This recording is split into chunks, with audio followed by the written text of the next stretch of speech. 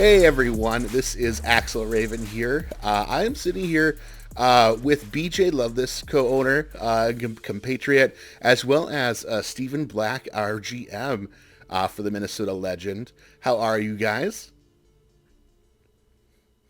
I'm doing well.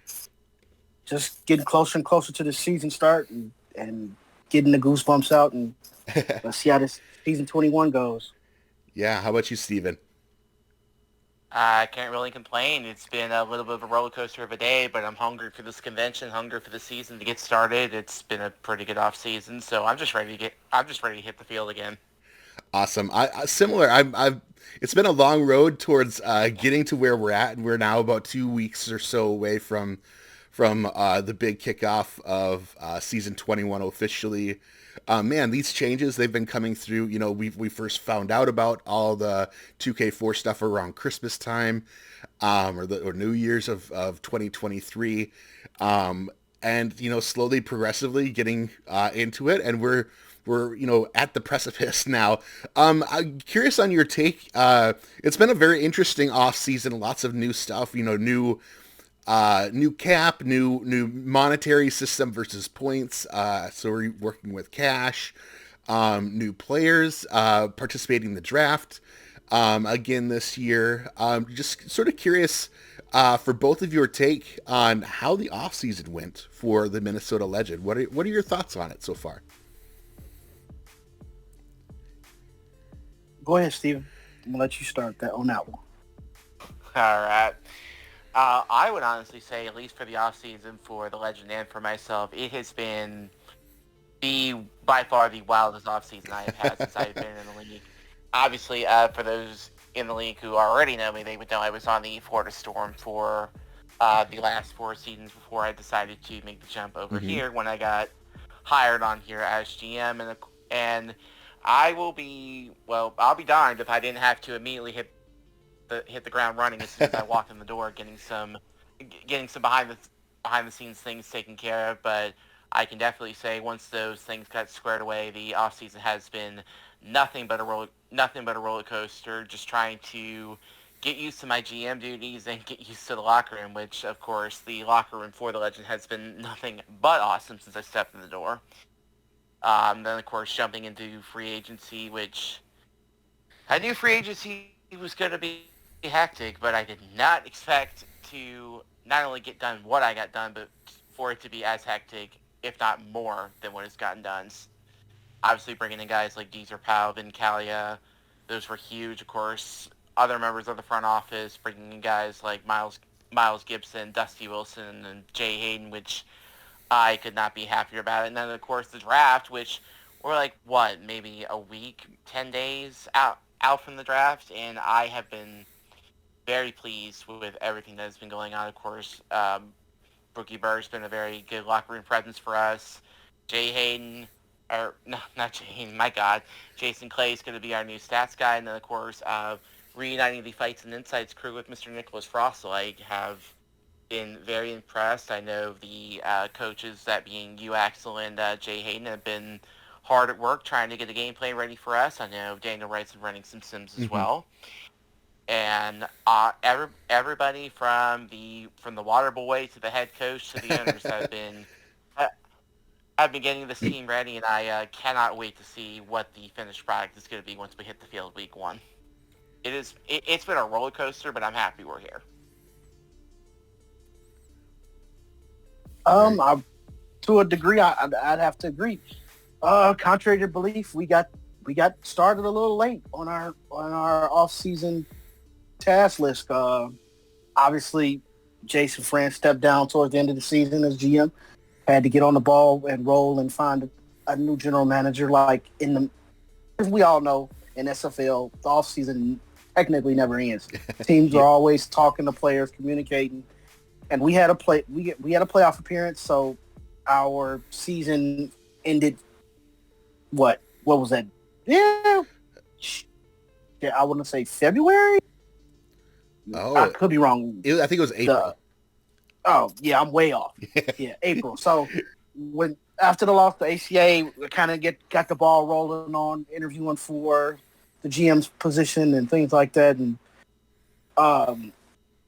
And getting Steven in here was almost a no-brainer. We have been I think we talked for like 2 weeks, like extensively, and finally getting in here, getting him acclimated, getting him up to speed to what we were looking for in free agency, who was possibly departing, and getting the game plan together. And it kind of worked out better than expected because we, like I said, we hit the ball late a little bit because we had to get a new GM acclimated.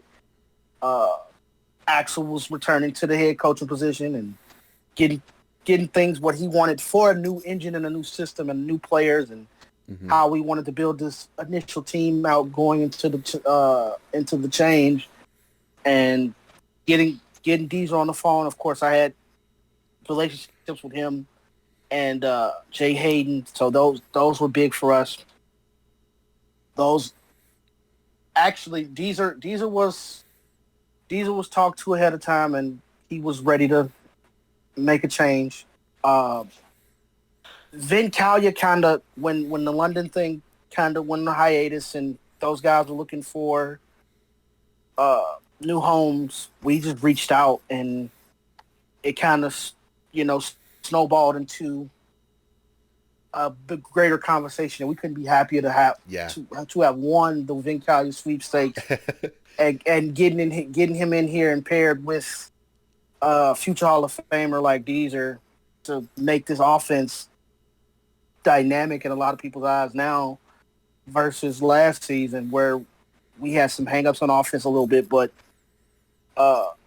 the potential of this offense is almost unlimited at this point. And then getting obviously Jay, Deezer, Vin, those guys were great, and then kind of sniping Miles Gibson from Tulsa, division rival. Pew pew. Yep. That was a great grab by Daniel Wright. Shout out to Daniel and everything he's done for the team this offseason as well. And helping with Sims and kind of using his relationships with guys and some of the guys in Tulsa and bringing Miles over to fill the hole that I left in retirement. And obviously Stevens player came over from Florida, and we have a whole new linebacking crew just like that. And so far so good. Joining Juan and getting that linebacking core, flushed out and in the right direction.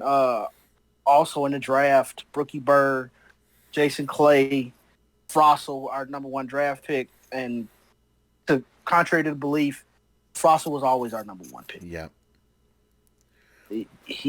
Obviously, thinking because he was active, we were trying to, get in front of a couple of teams to guarantee that he was going to be our draft pick.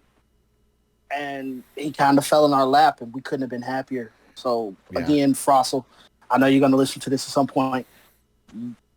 Welcome to the squad, bro. You were always the pick. Yep. Always. There was a lot of trees shaking. Yeah, I was, we're trying to work with AJ Levy. We were like going down that list of in conversations with Arizona, with pretty much everyone that in the top 10, if not even top 12, et cetera, to really get ahead of Mexico City. And it seemed like towards the end, it seemed like Alamo City tried to move up to try to snipe a fullback, assuming that we were going to be looking for a fullback. But we're planning on we have enough offensive weapons to really slot some people into that fullback position where if we need to. But yeah, really excited to have Nicholas on the team. Other person, coming in for free agency, that sort of, it was sort of all hands on deck all of a sudden with Dusty Wilson coming in, jumping in the server. Yeah, that was crazy. I got I happened to be looking at my phone and noticed Daniel's like, hey, it looks like Dusty Wilson jumped back in the server. And, I jumped right into DMs with him, and it sounds like BJ, you were there as well. And I think Reno was hopping into DMs and Daniel was in DMs, and, within, 30 minutes matter or of less. minutes. Yeah, we were showing him pictures of himself in the game, playing for Minnesota, and he's like, "How can I say no?" So it was really awesome to sort of get that almost fall into our lap. Similarly, Jay Hayden too, just sort of like, yeah, he's reaching out to both BJ and I, and like, almost like testing the water and stuff, and it just sort of seemed to work out, and it's like the sun was shining upon us when those things sort of things just awesomely worked out, which is great. Jay's been an amazing attribute, both as a culture person, always constantly posting stuff in our sort of pick me up channel, trying to like being there for others, and then doing a lot of the simming and testing help with us with Daniel and myself, and man, He's an amazing guy, bro. Absolutely. As TJ has said numerous times, Jay Hayden might be the best person in the league, bro. Yes. Jay Hayden has been an absolute godsend. I remember when we picked him up. I mean, he had just retired. Like, he was going to ride off into the sunset, but he was missing the league, so he reached out to a bunch of people, and ultimately he said he was just looking for a good culture and looking for a good home. And what can we say? The rest is history. And honestly, with Jay, he did not have to pick up the slack for what he did, but the fact that he's been helping out with Sims and everything else that he's been doing, both on and off the field, he has been amazing. As long as every other pickup we've made this offseason, whether it be free agency or draft, I could not be happier with every single person we have picked up. But the fact that all of them fell into our laps, I still cannot tell you how the hell all that happened, because it was a roller coaster. Next Yeah. offseason would be a little more tame for sure. I mean, it might be a little bit more tame, but I guess now that I've ridden the roller coaster once, I might as well do it again and again and again until, well, as I said in Florida, unless I got a better opportunity, someone kicked me out of town, or the owners sell the team, I am going nowhere for the foreseeable future. So I am more than happy to be here. Let's rock and roll. Yeah, I mean, just even literally talking about this, so much pre free agency stuff was happening in mid to late May, heading into the open of when people could actually sign. And there was re-signings that happened, and that was already 6 weeks ago, a whole month and a half ago. So there's been a lot of road that's been traveled this off season, and quite literally as we speak, on another monitor I've got open Fort Worth at Baltimore preseason game. So let's switch our topics over to preseason. We saw a handful of games last night, another handful tonight, and we, as of recording this, we'll be playing CHS tomorrow night. What are your thoughts on preseason so far? What have you been enjoying? Things. Curious on your take on the game, as close as it is to what it would look like for the actual season. BJ, do you want to start? Yeah. I mean, obviously, some of the really intriguing part is seeing the stamina things and getting guys to sub in and out. And we saw last night in the Seattle-Jacksonville game that Jacksonville ran with both. I mean, split time between both their quarterbacks, Slider and OJ. That's going to be an interesting wrinkle, as well as switching between Vakarian and their other running back, Sean Sanders, correct? Mm-hmm. They, being able to sub guys in and out just as frequently as the coaches want, is a change that the league is going to have to adapt to. Guys and girls are going to bring different wrinkles across the board. Jacksonville again, settling for one linebacker and putting safeties in those other linebacker positions. They look a lot faster on defense than a lot of teams I've seen so far in the preseason, and it's unique.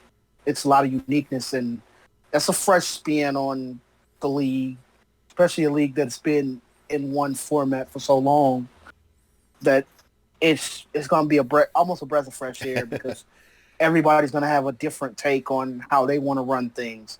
Saw a little bit tonight of Louisiana's heavy run offense with their two rookie running backs and a number of things that can be done now versus in the past. Obviously, the change has some pros and cons, but the pros look okay.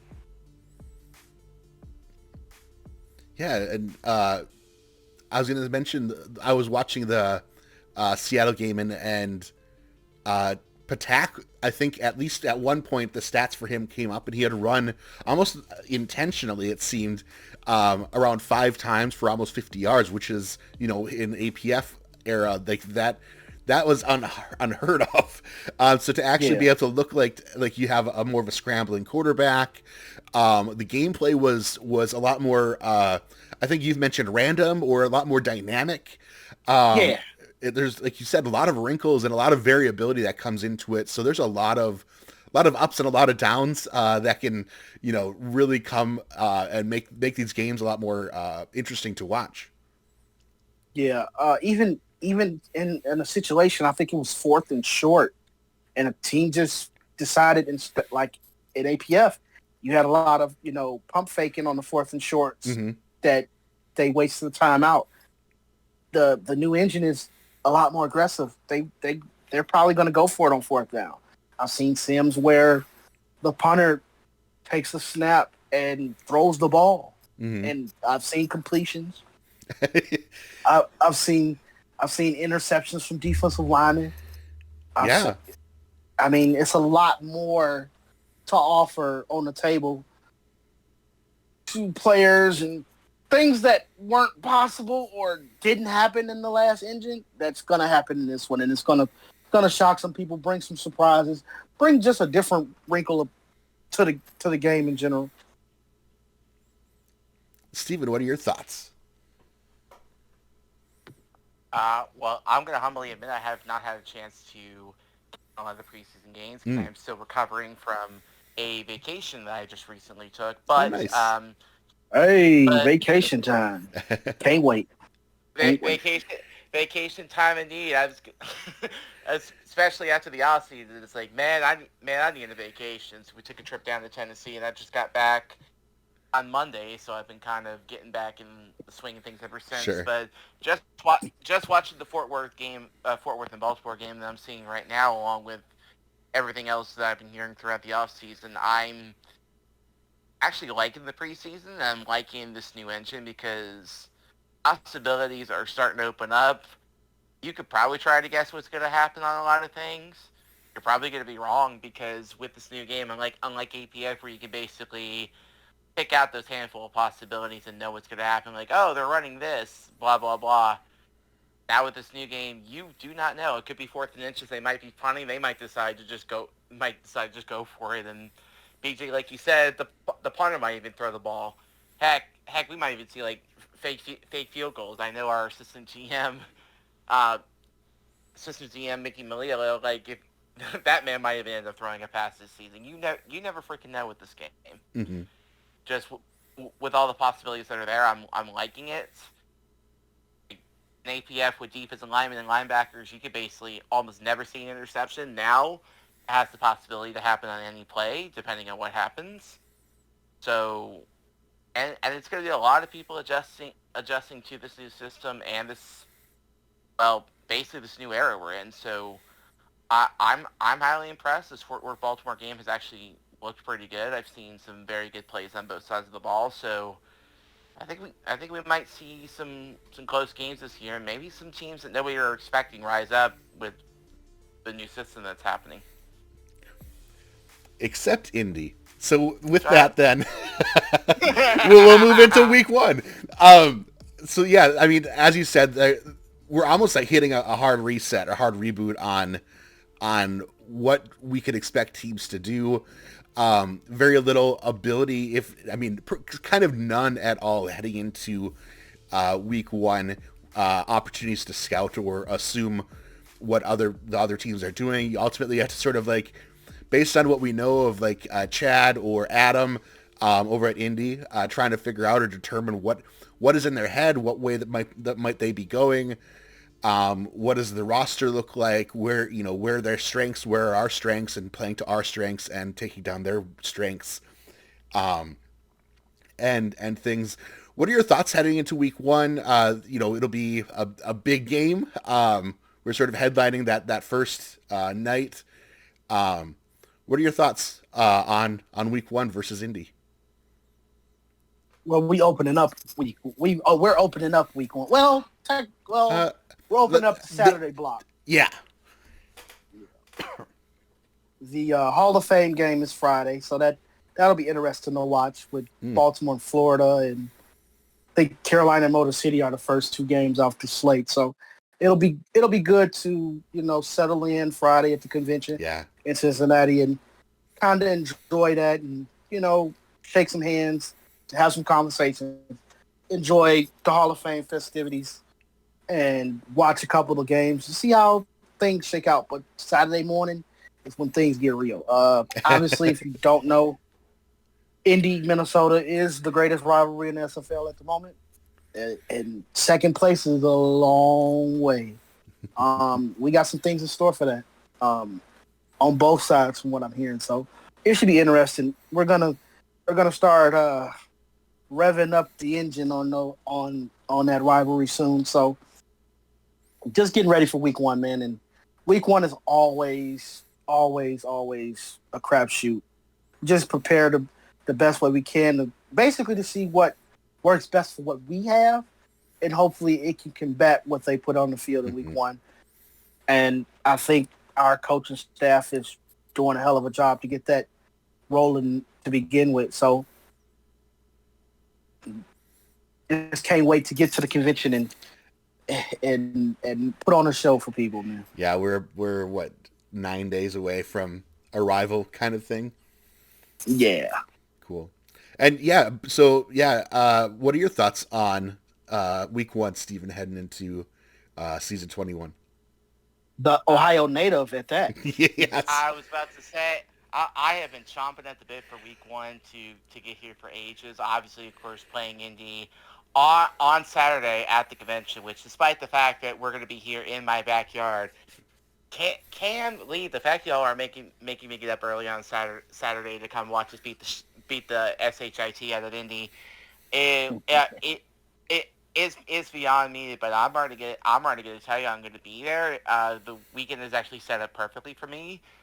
The convention is here in my backyard in Cincinnati. I get to watch my former home Florida playing against Baltimore, including two of my best friends in this league getting to play each other. So I'm probably going to be hooting and hollering there as well, just on that alone. I certainly know the convention's going to be fun. We're definitely going to play Indy. I know Chad, Adam, Tyler, and everyone over there. They are very smart. Respectfully, they are very smart, very intelligent, and they do absolutely know what they're doing. So they are going to be our game no matter what happens. Obviously, of course, it's going to be our strengths versus their strengths, our defense versus their defense.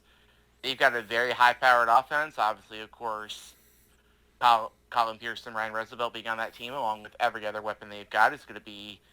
It's definitely going to be tough for them to defend. But with the new weapons that we picked up on offense ourselves, it's going to be certainly going to be interesting to see. And then, of course, us adding Jason Clay, Brookie Burr, and Nicholas Frostel on defense, along with Mr. Miles Gibson and myself. It's definitely going to be a fun game.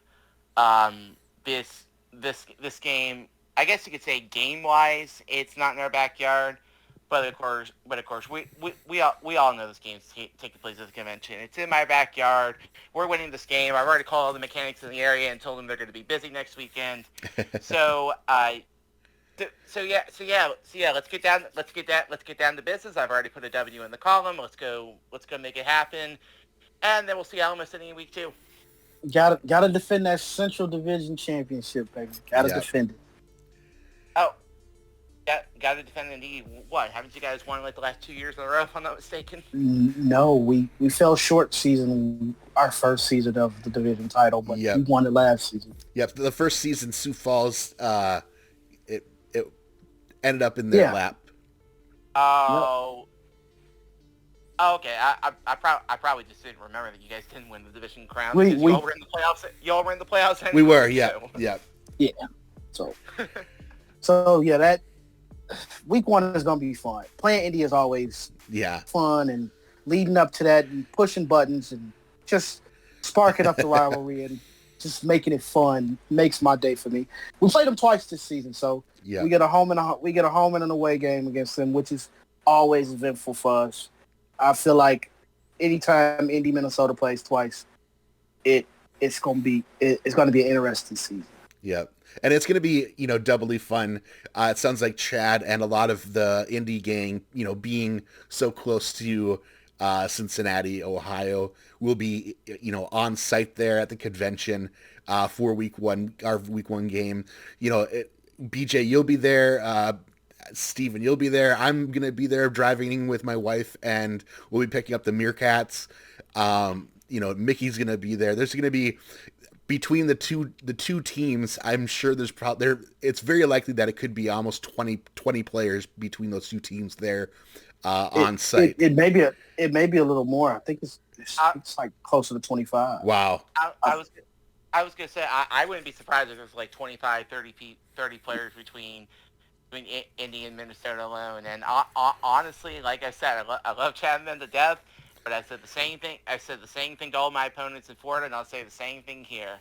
I'll buy you a beer and hang out with you after the game, before the game. I'll buy you a beer and hang out with you after the game. Which, by the way, definitely after the game. If just for those of you who are going to be at the convention, if you can't find me on Sunday, I'm okay. I'm probably just passed out in my bed because I went partying with the Minnesota people. But on before and after, all good. On the field, I'm going to punch you in the mouth. Good luck. Yeah, hell yeah. Yeah. So, question. I mean, leading into a new era, new season. Mm-hmm. Who's your pick, Minnesota wise, to be the standout player going into this new season? Minnesota team? Yeah. Let's see. I think even though he slid down in the depth chart, I think Jay Taylor is going to be become sort of what we used to we called Anna Banks the last two seasons Mr. Reliable. I think Jay Taylor is going to be our Mr. Reliable, and someone that I think is going to be hugely clutch in a variety of situations throughout the season. So I'm excited to see, again, stepping down from, moving from wide receiver 2 in season 18 up to wide receiver 1 in season 19, and now being gracious enough to sort of take a step back to wide receiver number 3 in the depth chart. I think he's going to maintain a solid amount of dominance out there in the opponent's backfield back there. That's my thought. Agreed. I feel like a lot of teams are going to, forget about Jay. He's going to be a dynamic receiver. He held up well last season as the number 1, and bringing him back down and keeping him at a pretty high value for that position. I think he's going to be just fine.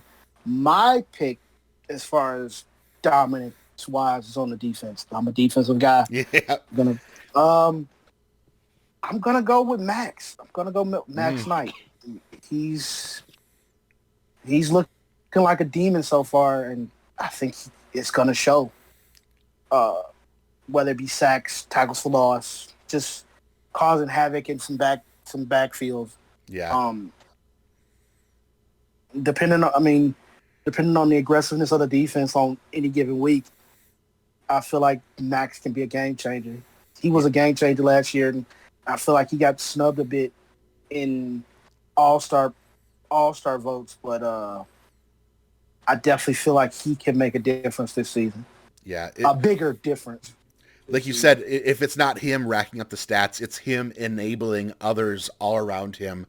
I think that's amazing that I feel like he is happily the core, the hub of that front 7, front 8, D-line and outside and linebacker core. And anchored around him. He's going to be making, like you said, causing havoc, forcing double teams, getting into the backfield, or pushing forward, opening up slots for the ILB to blitz in, or making the QB slide to the left or to the right, and Angela coming in for the sack or things like that. I think he's going to be that linchpin that's making things happen back there. I like that pick. And I got to give my honorable mention to the linebacking group in general. I'm gonna say, because I'm a former inside linebacker myself, I'm gonna say Miles Gibson has a breakout season this season. Mm. I think he's gonna be all over the field for us in general. I think he's gonna have a breakout season, and I know he's chomping at the bit as well. So I can't wait to see this defense play. Yeah, I'm so ready for this defense. It sounds like you've been watching a lot of games, just watching the defense play as much as you can in Sims on your Retroid, right? Yes. Shout out to Retroid. The game runs fantastic on it. Mine is, I ordered mine about a week and a half, maybe 2 weeks ago. So I'm just waiting to hear that it's been shipped, or it has been shipped. It's just waiting to hear that maybe it'll arrive on my doorstep soon. But yeah, Steven, what are your thoughts on a player pick, a Minnesota player that you think might have a breakout season? I'm actually going to give you two answers, one for offense and one for Sweet. defense. Now, I do absolutely agree that I think Jay Taylor is going to have a breakout season because he has been phenomenal the last couple of years, and I'm also going to give huge credit to Jay Taylor, the person off the field, because he is legitimately the sole reason we were able to snag both Vin Calia and Deezer Powell. Willing to take that step back in the depth chart was absolutely huge. But I've got one more person a little bit under the radar, and I know since we talked about him, and I know he can do this because I mean the man's only played multiple positions in his career, and considering what he's doing for us, I'm going with our human Swiss Army knife, Mr. Jay Hayden. I think he's going to be all over the field for us. He may technically be signed as our tight end too, but I would just say be forewarned to other teams. That man is going to be lining out all over the field, and you do not know where he is going to be next. The shadow that lurks around the corner. Exactly. You'll know where the receivers are. You'll know where the running backs are. The question's going to remain: where is Jay Hayden? Because if you can't find him, I'll tell you where you might be able to find him: in the end zone. Hey, Boom. I'll take that. Yeah, lining up like left tackle. No. I don't know about that. Nah, he hasn't eaten nearly enough to do that. But I digress. Defensive-wise, I know Mac Knight's going to be a terror in the front seven. He is very much told us what he wants. He's going to try to be a dominant run stopper, and he's going to try to plug up any hole that he can find. The linebacking core. I mean, 3 out of 4 linebackers are pretty good, and there's just some bum named Stephen Black on that team. But I think we're going to be completely fine. But I'm going to have to give the breakout performance to the man with a monster-sized chip on his shoulder, and the guy who should have been an all-star last season. No ifs, ands, buts, or coconuts.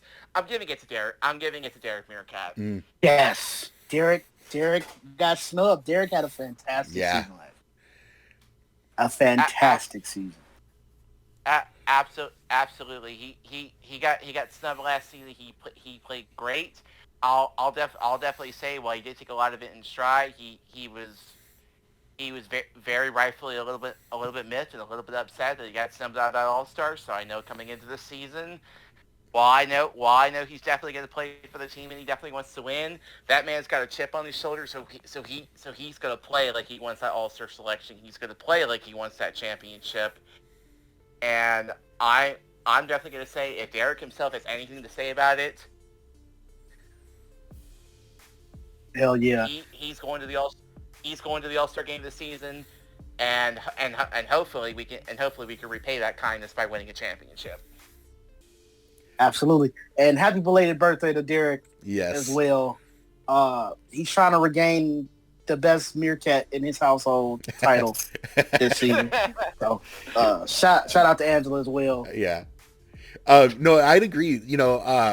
I almost say so in preparation for season 21, I can I think the emulator says I have 1,800 hours logged. Again, a lot of that is sitting there overnight and things, but I can tell you I have watched hundreds of games, and 4K23 it seems like has unshackled a beast in number 37 out there. He is speedier. He is has better hands than he did last year or last season in the APF engine. I like that pick. Good pick, Steven. I appreciate that. And yeah, happy belated birthday to him. Shout out to him and entire Meerkat family. And honestly, shout out to the entire team. I probably could have said any name on this team and probably been at least halfway right. So let's Yep. go. So yeah, I mean, we've got the convention coming up in just over a week. Us three will be there. Many more Minnesota Legend will be there. You'll be able to see, I think, a literal our mascot will be there. At the convention, Harry back and all. So if you see him, say hi if you're attending. Let's see. Yeah, I'm looking forward to it. We've got like a 14-hour drive. The crew, the Meerkat crew, and myself and my wife should be a blast driving overnight. It sounds like we have some playlists and doing some carpool karaoke on the way. We might be singing like bye bye bye bye bye. Some Backstreet Boys or something. Who knows? But I want to say stay tuned. We'll probably stay tuned to our YouTube channel or Twitter, and things. We'll be probably posting as much as we can on site there, sharing some photos of the event, pictures of us with Indy, probably with Chad and et cetera, or a lot of the legend. Should be a lot of fun. Maybe we even record some little videos we can post to bring you along with us out there. Any final words? We'll probably just simply wrap up here, just in here. Any final words, BJ or Steven? I got a little something. Yeah. Hey, Indy. Ooh, I want to know how you gonna get back home. Oh, that's perfect. So I'm definitely looking to kick this rivalry off good for season 21. Shout out to all the legend, man, and how we were able to pull this off season together and get in preparation. I can't wait for our preseason game against Charleston tomorrow, and let's get this season started off with a bang. Absolutely, Steven? I definitely got a little bit to say. I'm definitely going to say shout out to the entire team who's been nothing but welcoming since I've been here. Y'all have made this very fun for me so far. It's been a hell of an offseason. It's going to be a hell of a preseason. Yep. Good luck to Charleston tomorrow. For those of you watching this who are going to be at the convention, I will see all of you there. I hope all of you who've never been here enjoy Cincinnati or at least the company of your fellow SFL compatriots. Indy, I will see all of you. I will see all of you at the convention. And I will make sure to have a list of phone numbers for a good mechanic because you're all gonna need one. But of course until then, it's gonna be a fun season, fun convention. I'm looking forward to seeing everybody at the convention.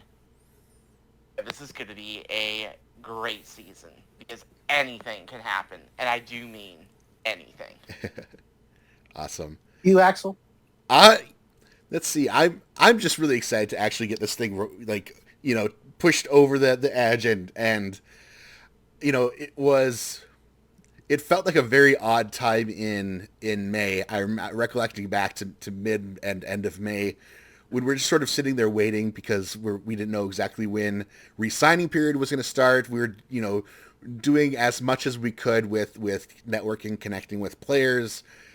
And then all of a sudden it happened. And it's like the last 6 weeks have been a huge whirlwind. And I'm in this interesting little like 2 week lull. For the most part, feeling pretty well prepared for week one, knowing it's sort of a game plan that we want to use heading into that, and sort of preparing for week two already, hugely underway.